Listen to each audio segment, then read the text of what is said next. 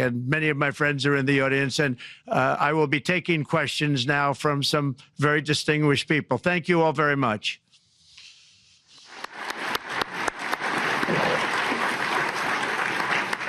Thank you very much, Mr. President, for that very powerful speech. And I think you could hear the applause all the way from Davos to the White House.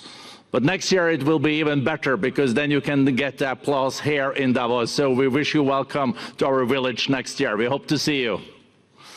Thank you very much. So we also know, Mr. President, that you open up for interaction here. We have a great panel with some of the most distinguished business people in the world. Let me start with someone that you know really well, that I think is almost a neighbor of you in Florida. Mr. Steve Schwarzman, Chairman, CEO, and co-founder of Blackstone Group. So, Steve, floor is yours. Well, Mr. President, I'm sure the Crown Prince of Saudi Arabia will be really glad you gave this speech today.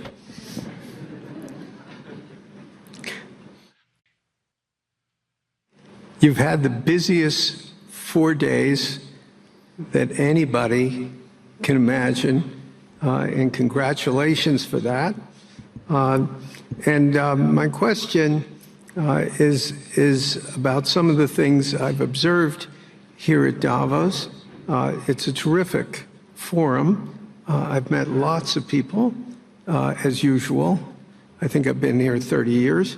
And a lot of the European business people have expressed enormous frustration with the regulatory regime in the EU. And they attribute slower growth rates here because of numerous factors, but especially because of regulations. And you've taken a completely different approach in this area. And if you could explain the theory of what you're doing, how you're going to do it, and what you expect the outcome to be, I'd appreciate it. Well, thank you very much, and congratulations, Steve. You're a friend of mine, but on a great career. You have had an amazing career, and it continues. So I just want to congratulate you. Very inspirational to a lot of people. I want to talk about the EU, because you mentioned specifically that I've also had a lot of friends and leaders of countries. I've gotten to know them all my first term and a little bit during this period of 4 years, and know them well, like them a lot, but they're very frustrated because of the time everything seems to take to get approved, environmental impact statements for things that you shouldn't even have to do that, and many, many other ways that it takes.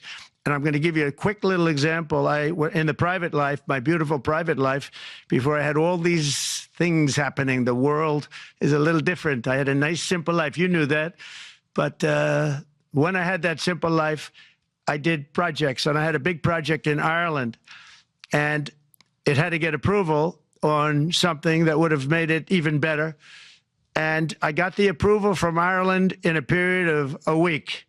And it was a very, very efficient, good approval. And they informed me, though, the problem is you're going to have to get it from the EU, and we think that'll take 5 to 6 years. And they said, you have to be kidding. And this was before politics.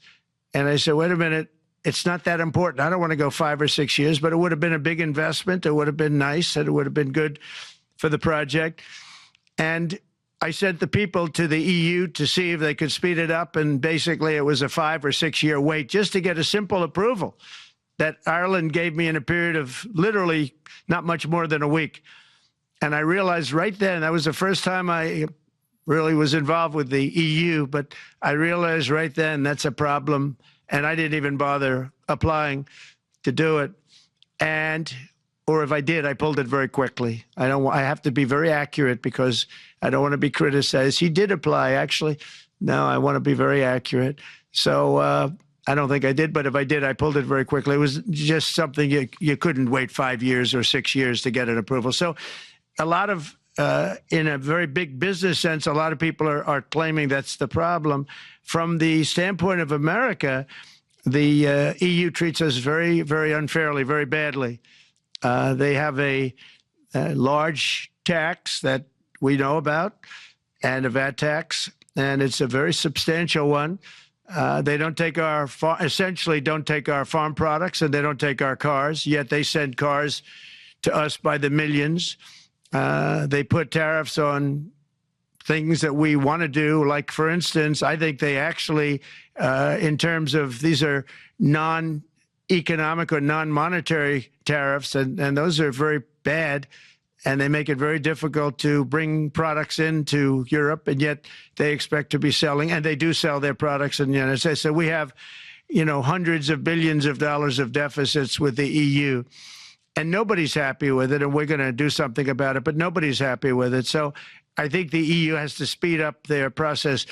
Friends of mine that are in some of the nations within the EU, great people, they want to be able to compete better, and you can't compete when you can't go through the approval process fast. There's no reason why it can't go faster. So, I'm trying to be constructive because I love Europe.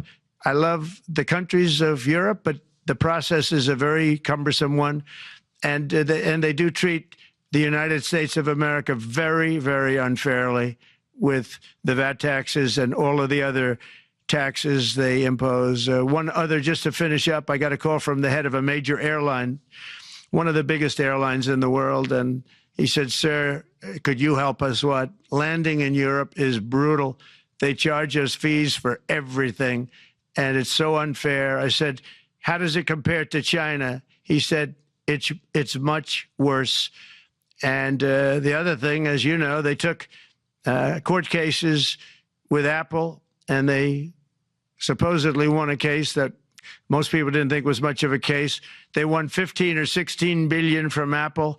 They won billions from Google. I think they're after Facebook for billions and billions. These are American companies, whether you like them or not. They're American companies, and they shouldn't be doing that. And that's, as far as I'm concerned, it's a form of taxation. So we have some very big complaints with the EU. Thank you. Thank you very much, Mr. President. We'll now go to one of your friends in the EU, Patrick Pouyanné. He's the chairman and CEO of Total Energies. I guess you have a question ready, Patrick, for the president. Mr. President, as we understand, energy is at the top of your agenda, and it's an honor for me to represent the energy industry tonight. In this panel, Total Energies is indeed the fourth largest oil and gas and electricity company in the world. I will not ask you a question about the oil price. It's quite clear what you expect from us.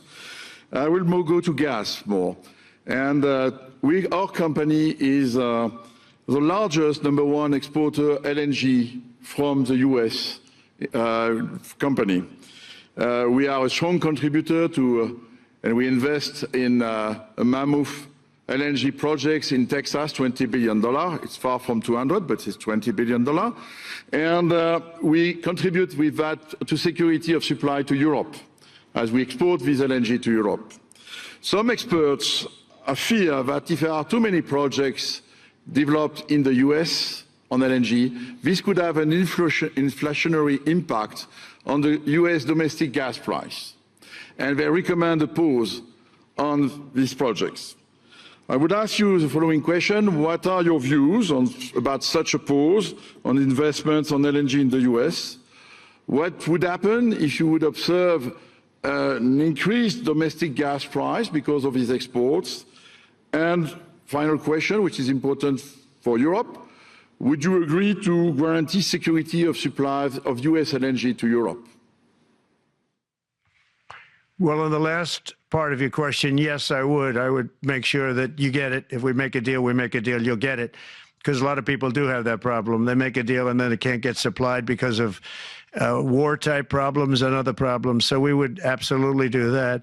LNG is very interesting because when I took office for the first term, one of the first things I looked at was there were two very massive plants in Louisiana, a state that has been very good to me, won it by many, many points. And I felt strongly indebted to it, actually. And they said there are 2 plants that have been under environmental consideration for more than 10 years.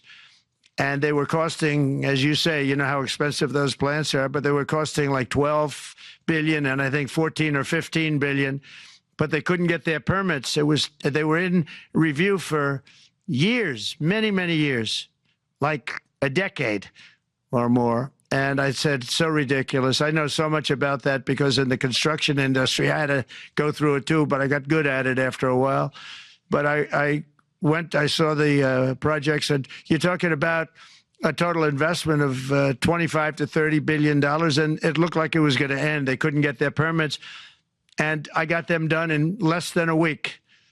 It was done, completed. In fact, when they called them to announce that it was done, the countries, largely countries, Japan was involved and another country and some very big investors, they couldn't believe it. They actually couldn't believe it. And I said, just do yourself one favor. Don't pay any consultants, because the only one that got it done was me. I got it done because it was the right thing to do for the U.S.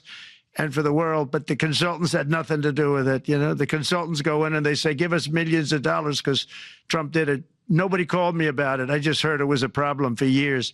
And I got it done because it was the right thing to do for the U.S. and the right thing to do for beyond. It had to do with energy, very important. So I think it's very important. I think I disagree with one. I think the more that you do, the lower the price is going to go. And what I'd like to see is rapid approvals. We're going to give very rapid approvals in the United States, like with the AI plants, talking to many people want to build them. That's going to be a very big thing. We're going to build electric generating facilities. They are going to build. I'm going to get them the approval. Under emergency declaration, I can get the approvals done myself without having to go through years of waiting. And the big problem is we need double the energy we currently have in the United States. Can you imagine? For AI to really be as big as we want to have it, because it's a very competitive, it'll be very competitive with China and others.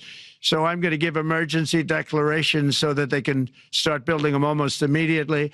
And I think it was largely my idea because nobody thought this was possible. It wasn't that they were not smart, because they're the smartest. But I told them that what I want you to do is build your electric generating plant right next to your plant as a separate building connected. And they said, wow, you're kidding. And I said, no, I'm not kidding. You don't have to hook into the grid, which is old and, could be taken out. If it's taken out, they wouldn't have any way to get any electricity.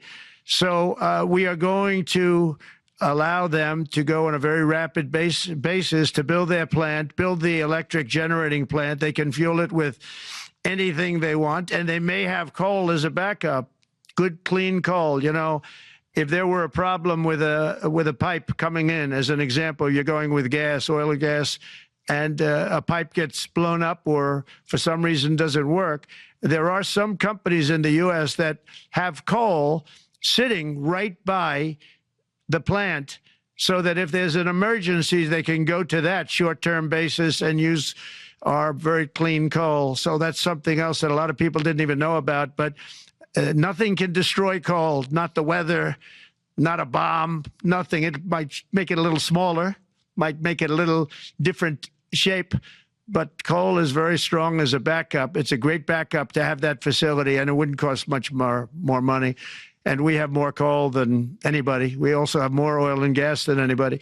So we're going to make it so that the plants will have their own electric generating facilities attached right to their plant. They don't have to worry about a utility. They don't have to worry about anything. And we're going to get very rapid approvals. Thank you. Thank you so much, Mr. President. We'll now go to another CEO that you know very well, Brian Moynihan, the CEO and Chair of Bank of America. Good afternoon, Mr. President, and congratulations, and obviously an eventful week for you and your family. If you remember, 5 years ago, you came here and we walked among 150 CEOs from all over the world, and you engaged with them about your policies and your procedures. This year, you're not here, and yet this week was eventful from the orders that you mentioned earlier, literally a wave of orders coming out on immigration, on trade, and many other matters. And so as a representative of the United States here, we got a lot of questions about what does all this mean and how would the president square this with his clear focus on growth, prosperity, market growth, stock market growth, a good bond market, and bringing down prices. So how do you think about the impact of all these orders and how fast they come out and how you're going to balance them with that scorecard of being successful in both continuing GDP growth, bringing down inflation, and also having a good stock price appreciation for the American citizen? Well, I think it's going to actually bring down inflation. It's going to bring up jobs. We're going to have a lot of jobs. We're going to have a lot of companies moving in. You know, Brian, we're at 21%. It was at 40%, and I got it down to 21%, the corporate tax. And it was actually, if you look at state and city, it was in many cases much higher than 40%. I got it down to 21%. And now we're going to bring it down from 21 to 15% if, there's a big if you make your product in the U.S. So we're going to have the lowest, just about the lowest rate. It'll be, the 21 is on the low side worldwide. The 15 is about as low as it gets. And by far the lowest of a large country, a large, you know, rich, powerful country, by far, not even a contest. So we're going to bring it down to 15% if you make your product in the USA. So that's going to create a tremendous buzz. We're also probably going back to the one-year deduction where we deduct, you know, we did that originally, and that was amazing what the impact that had, the one-year deduction, which built up over a period of time, and then it expires. But we're going to go back to that when we do the renewal of the Trump tax plan. We have to get Democrats to approve it. But, you know, if the Democrats didn't approve it, I don't know how they can survive with about a 45% tax increase, because that's what it would be. And so I think they're going to do. We've been working along with them pretty well. I think it's very hard for a political group to say, let's charge people 45% more. So I think we're in good shape, but we're actually doing a reduction for business and small businesses where you're going to bring it down to 15%, which is really something. And by the way, speaking of you, and you've done a fantastic job, but I hope you start opening your bank to conservatives, because many conservatives complain that the banks are not allowing them to do business within the bank, and that included a place called Bank of America. They don't take conservative business. And I don't know if the regulators mandated that because of Biden or what, but you and Jamie and everybody, I hope you're going to open your banks to conservatives, because what you're doing is wrong. Mr. President, I'll say that your friend Gianni said hello, told me to tell you hello, and we look forward to sponsoring the World Cup when it comes, both this summer for the club and next year. So thank you for getting that for the United States. Thank you very much, Brian. Thank you, Mr. President. We'll now go to Anna Butin. She's the executive chairman of Banco Santander, one of the big European banks, and also in the U.S. So, Anna. Mr. President, congratulations on a historic victory. I believe you don't know me as well as my fellow panelists, so a few words. Santander is one of the largest banks in the world by number of customers, 170 million. That's more than my friend Brian or my friend Jamie have. And those... They fix the regulation. That's coming, that's coming. That was cheeky.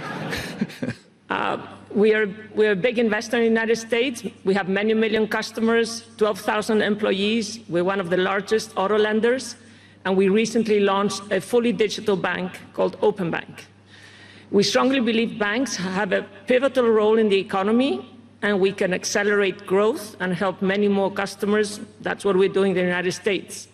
So, as Brian pointed out, we very much welcome your focus on deregulation and reducing bureaucracy. So my question is, what are your priorities in this regard, and how fast is this going to happen? Thank you very much.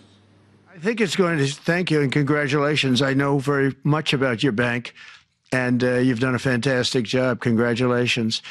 We are going to move very quickly. We've moved very quickly. We've done things in the last 3 days that nobody thought were possible to do in years. And it's all taking effect. It's going to have a huge impact on the economy, a huge positive impact. Money was being wasted on crazy things. I mean, the Green New Deal was such a total disgrace, how that was perpetrated. And it was conceived of by people that were average students, less than average students, I might add, and never even took a course in energy or the environment. It was just a game. Remember, the world was going to end in 12 years. Remember that? Well, the 12 years has come and gone. It was going to end. It was going to all foam into earth. But, you know, the time has come. These people, and they really scared the Democrats large. I can't say the Republicans. The Republicans maybe could have fought harder to stop it, but it's been a tremendous waste of money. You know, during my 4 years, we had the cleanest air, we had the cleanest water, and yet we had the most productive economy in the history of our country. We had the most productive economy until COVID came. We had the most productive in the history of our country by far, and actually, you could look worldwide. We were beating everybody from China to everybody else. So, and we think we really now, with what we have learned and all of the other things that have taken place, we think we can even far surpass that, actually far surpass it. But we do, one thing we're going to be demanding is we're going to be demanding respect from other nations. Canada, we have a tremendous deficit with Canada. We're not going to have that anymore. We can't do it. I don't know if it's good for them. As you probably know, I say you can always become a state. And if you're a state, we won't have a deficit. We won't have to tariff you, et cetera, et cetera. But Canada has been very tough to deal with over the years. And it's not fair that we should have a $200 billion or $250 billion deficit. We don't need them to make our cars, and they make a lot of them. We don't need their lumber because we have our own forests, et cetera, et cetera. We don't need their oil and gas. We have more than anybody. So, you know, just as an example, with Mexico, we're dealing with Mexico, I think, very well. And we're just, you know, we just want to be treated fairly with other nations, because there's hardly a nation in the world, and I blame this on us, and I blame it on politicians that, for some reason, probably mostly it's stupidity, but you could also say other reasons, but mostly stupidity. They've allowed other nations to take advantage of the U.S., and we can't allow that to happen anymore. You know, we have debt. It's a very small debt when you compare it to value, the value of the assets that we have, but we don't want to do that. We want to just have debt be obliterated, and we'll be able to do that fairly rapidly. And a lot of good things are going to happen. And honestly, good things are going to happen for the world, and good things are going to happen for the people that are dealing with us, allies and beyond allies. One thing very important, I really would like to be able to meet with President Putin soon and get that war ended. And that's not from the standpoint of economy or anything else. It's from the standpoint of millions of lives are being wasted. Beautiful young people are being shot in the battlefield. You know, the bullet, very flat land, as I said, and the bullet goes, there's no hiding. And a bullet, the only thing going to stop the bullet is a human body. And you have to see, I've seen pictures of what's taken place. It's a carnage, and we really have to stop that war. That war is horrible. And I'm not talking economy. I'm not talking economics. I'm not talking about natural resource. I'm just talking about there's so many young people being killed in this war. And that's not including the people that have been killed as the cities are being, you know, knocked down building by building. So we really should get that stopped. Likewise, in the Middle East, I think we've made a lot of progress in the Middle East, and I think that's gonna come along pretty well. Thank you. Thank you, Mr. President. We know that the most consequential relationship in the world is between the U.S. and China. U.S. 28% of the global economy, China close to 20%. That's almost half of the global GDP. And we know that you called President Xi Jinping last Friday. We heard that you had a good discussion. How do you see the relationship between the U.S. and China in the next 4 years under your leadership? He called me, but I see it very good. I think that we're going to have a very good relationship. All we want is fairness. We just want a level playing field. We don't want to take advantage. We've been having massive deficits with China Biden allowed it to get out of hand. He's $1.1 trillion deficit. It's ridiculous. And it's just an unfair relationship. And we have to make it just fair. We don't have to make it phenomenal. We have to make it a fair relationship. Right now, it's not a fair relationship. The deficit is massive, as it is with other countries, a lot of Asian countries, actually. But we have deficits that are very big, and we can't keep doing that. So we're not going to keep doing that. But I like President Xi very much. I've always liked him. We always had a very good relationship. It was very strained with COVID coming out of Wuhan. Obviously, that strained it. I'm sure it strained it with a lot of people, but that strained our relationship. But we always had a great relationship, I would say, and we look forward to doing very well with China and getting along with China. Hopefully, China can help us stop the war with, in particular, Russia, Ukraine. They have a great deal of power over that situation, and we'll work with them. And I mentioned that during our phone conversation with President Xi. And hopefully we could work together and get that stopped.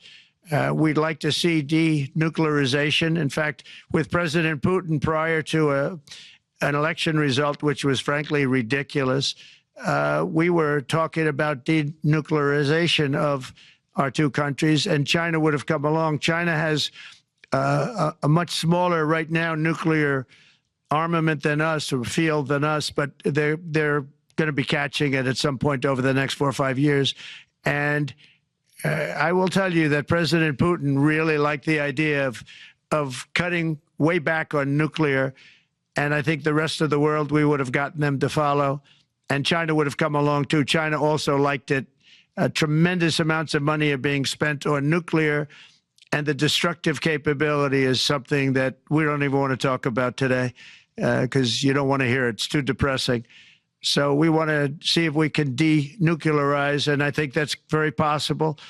And I can tell you that President Putin wanted to do it. He and I wanted to do it. We had a good conversation with China. They would have been involved, and that would have been an unbelievable thing for the planet. Mr. President, when you're back here in Davos next year, will there be then a peace agreement with Ukraine and Russia by then? Well, you're going to have to ask Russia. Ukraine is ready to make a deal.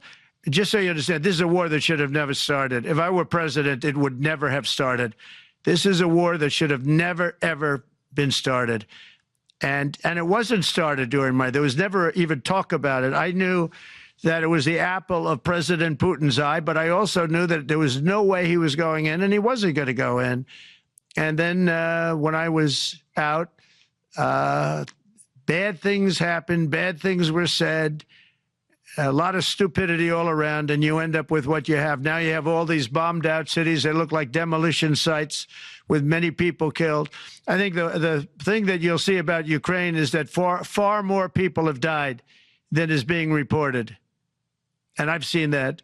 But far, far more people have died. When you look at a city that's become a demolition site where big buildings have been collapsed by missiles hitting them and everything else, and they say one person was slightly injured.